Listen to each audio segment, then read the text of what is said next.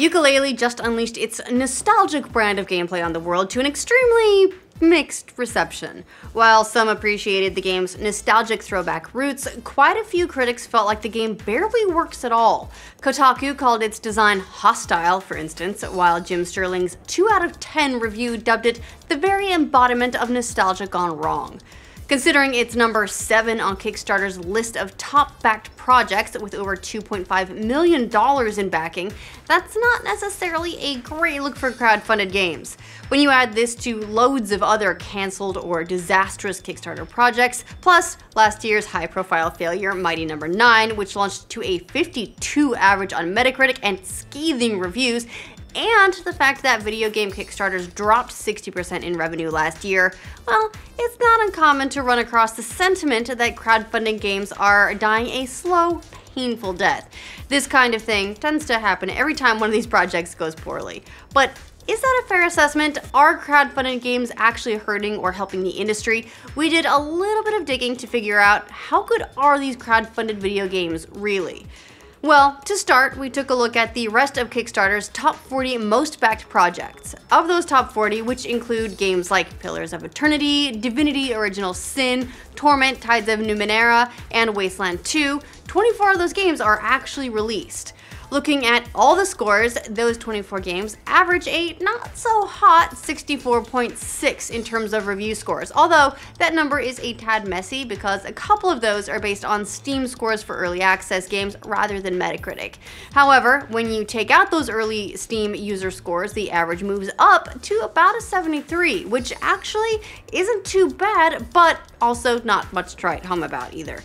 To be fair, there are a few particular games working very hard to bring that average down quite a bit. Peter Molyneux's Goddess is a 40, for instance. Mighty No. 9's score we already talked about, and Armakrog's 57, pulls everyone down as well. When you look at games scoring at least a 70, that list still yields 18 out of 25 games, or around 75% of them that are worth your time, which actually isn't too bad.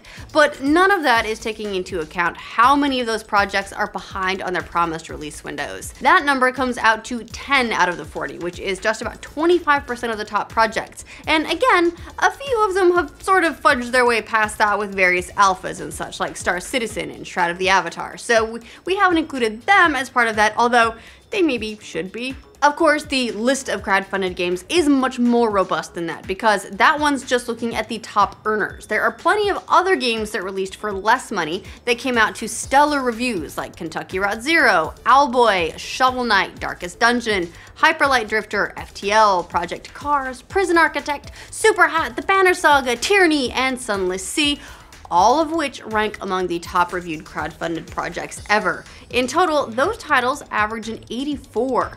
But of course, there are plenty of failures not on either of those lists either. Those sorted projects include some rough spots like Jagged Alliance, Maya, Takedown Red Saber, Akinero, Demon Hunters, and Starlight Inception, whose scores ranged from a 53 to a 22. So yeah, for every great, you can easily point to a dud.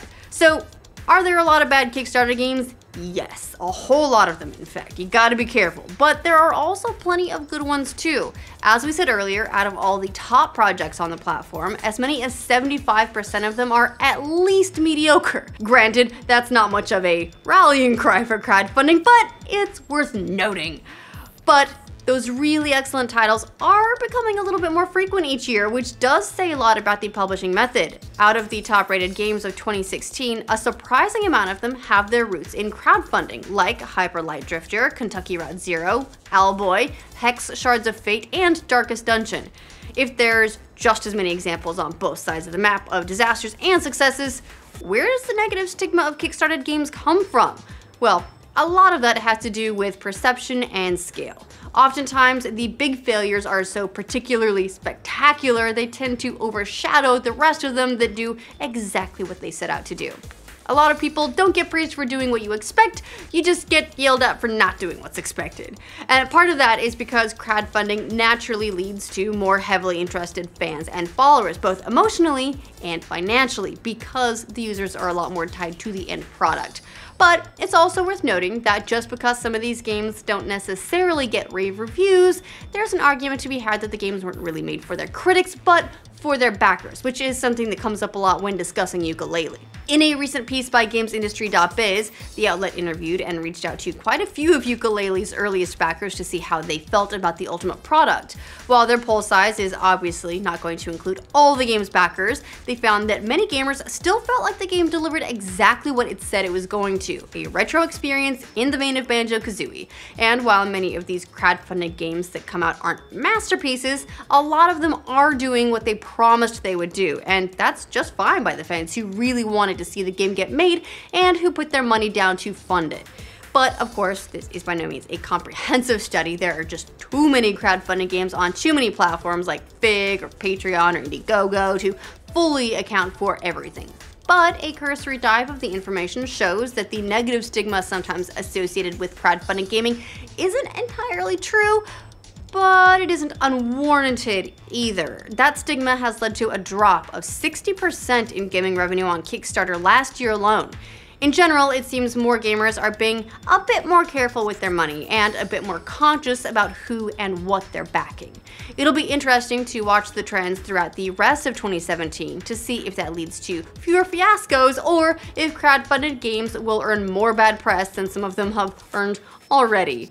What do you guys think of the current state of crowdfunded games? Do you think they've earned the bad rap, or are they just fine with you? Let us know in the comments. And for future updates on crowdfunded games and all their successes and disappointments, remember to like this video, and if you're new around here, subscribe to the know.